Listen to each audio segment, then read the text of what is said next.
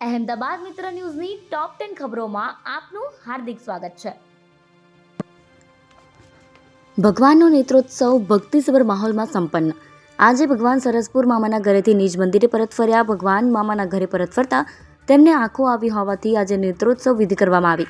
ભગવાન જગન્નાથનો નેત્રોત્સવ અત્યંત ભક્તિમય માહોલમાં સંપન્ન થયું, જ્યાં મોટી સંખ્યામાં ભાવિક ભક્તોએ દર્શનનો લાવો લીધો. મોસાળથી પરત ફર્યા બાદ ભગવાન જગન્નાથને તેમના ગર્ભગૃહમાં આવેલી રત્નવેદી ઉપર ફરીથી પ્રતિષ્ઠિત કરવામાં આવ્યા. આ પવિત્ર વિધિ બાદ ગૃહ રાજ્યમંત્રી હર્ષ સંઘવીએ શહેર પોલીસ કમિશનરના ઉચ્ચ અધિકારીઓ સાથે રથયાત્રા રૂટનું નિરીક્ષણ કર્યું. મધ્ય ગુજરાતના 8 જિલ્લાની ગ્રામ પંચાયતોનું પરિણામ. રાજ્યમાં કુલ 8,326 ગ્રામ પંચાયતોની ચૂંટણી થવાની હતી, જેમાંથી 4,564 ગ્રામ પંચાયતોમાં સામાન્ય ચૂંટણી અને 3,524 ગ્રામ પંચાયતોમાં પેટા ચૂંટણી થઈ. સામાન્ય હેઠળની ચૂંટણી હેઠળની 4,564માંથી 751 ગ્રામ પંચાયતો સમરસ થઈ હતી. ત્યારબાદની 3,541માંથી 272 ગ્રામ પંચાયતોમાં બેઠકો બિનહરીફ થવાના કારણે અથવા ઉમેદવારી ન નોંધવાના બેઠકો ખાલી રહેવાથી ચૂંટણી થઈ નથી. ડમ્પર ચાલકે મહિલાને એક્ટિવા સહિત 20 ફૂટ ઢસડી. અમદાવાદના નિકોલમાં સાંજના સમયે ડમ્પર અને એક્ટિવા વચ્ચે ગમખ્વાર અકસ્માત સર્જાયો. આ અકસ્માતમાં ડમ્પર ચાલકે મહિલા એક્ટિવા ચાલકને ટક્કર મારી, જે બાદ મહિલાને તેના એક્ટિવાને 20 ફૂટ દૂર સુધી ઘસેડ્યા. આ અકસ્માતમાં મહિલાનું ઘટનાસ્થળ પર જ મોત થયું, જ્યારે ડમ્પર ચાલક ફરાર થઈ ગયો. આઈ ડિવિઝન ટ્રાફિક પોલીસે હાલ આ ઘટના અંગે ગુનો નોંધી તપાસ શરૂ કરી છે. એનએમસીના કારણે મેડિકલ પ્રવેશ પ્રક્રિયા અટકી. ગુજરાતમાં મેડિકલ, ડેન્ટલ, આયુર્વેદ અને હોમિયોપેથી કોલેજોમાં પ્રવેશની પ્રક્રિયા હજુ સુધી શરૂ થઈ નથી. તેની પાછળનું મુખ્ય કારણ નેશનલ મેડિકલ કમિશનની અનિર્ણાયકતા હોવાનું કોંગ્રેસના પ્રવક્તા ડોક્ટર મનીષ દોશીએ જણાવ્યું. નવી કોલેજને મંજૂરી આપી નથી, જેના કારણે પ્રવેશ પ્રક્રિયા શરૂ થઈ નથી. કોંગ્રેસે પ્રવેશ પ્રક્રિયા અને મંજૂરીની પ્રક્રિયા ઝડપથી શરૂ કરવા પણ માંગ કરી છે. પિતાની 4 વર્ષની પુત્રી સાથે અડપલા બદલ સસરા સામે પોક્સો. વર્ષ 2019માં વડોદરાના મકરપુરા પોલીસ મથકે 4 વર્ષની બાળકીના પિતાએ પોતાની પત્ની અને સાસુ તેમજ સસરા સામે આઈપીસી અને પોક્સો એક્ટ અંતર્ગત ફરિયાદ નોંધાવી હતી, જેને રદ કરવા અગાઉ આરોપી પત્ની અને સાસુએ ગુજરાત હાઈકોર્ટમાં અરજી કરી હતી, જેને હાઈકોર્ટે મંજૂર રાખી હતી. જોકે સસરાએ કરેલી અરજી પરત ખેંચી હતી. હાઈકોર્ટે સસરાને ફરી અરજી કરવાની સ્વતંત્રતા નહોતી આપતી, ત્યારે ફરિયાદના 5 વર્ષ પછી જાતે ફરિયાદી પિતાએ તેના સસરા વિરુદ્ધ કરાયેલી ફરિયાદ અને ત્યારબાદ ઉદ્ભવેલી ન્યાયિક પ્રક્રિયા રદ કરવા અરજી કરી હતી. જોકે હાઈકોર્ટે આ અરજી ફગાવી નાખી છે. પ્લેન ક્રેશના મૃતકો ઇજાગ્રસ્તોના પરિવારજનોને સહાય આપવાનું શરૂ.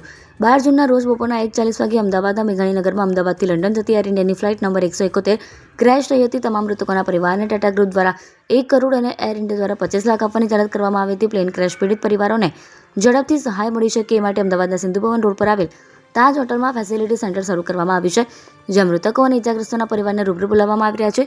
23 જૂન સુધીમાં 3 મૃતકના પરિવારને વળતર ચૂકવી દેવામાં આવ્યું છે.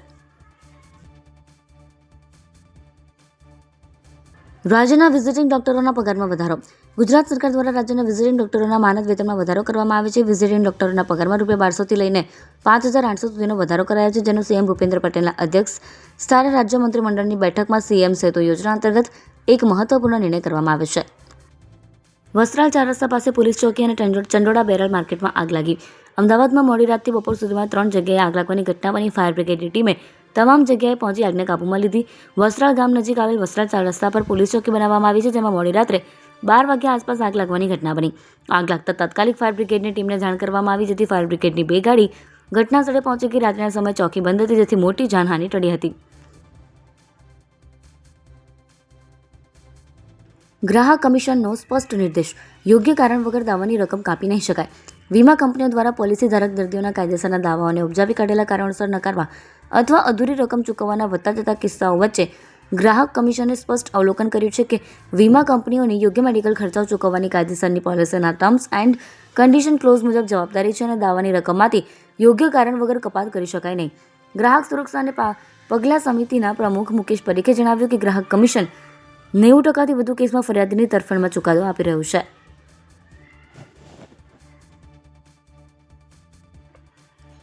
પ્લેન ક્રેશ બાદ બુકિં ઘટ્યા.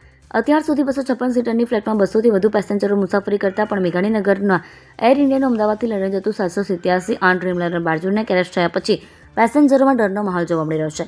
આ ઘટના બાદ ફ્લાઇટમાં પેસેન્જરોનું નહિવત બુકિંગ એટલે ફક્ત 50-60 પેસેન્જર જ સવાર હોય છે, એટલે કે લગભગ 200 જેટલી સીટો ખાલી રહી ગઈ હોય છે, કેમ કે આ ફ્લાઇટમાં પણ મોટાભાગના ઇન્ટરનેશનલ કનેક્ટિંગ પેસેન્જરો સવાર હોય છે.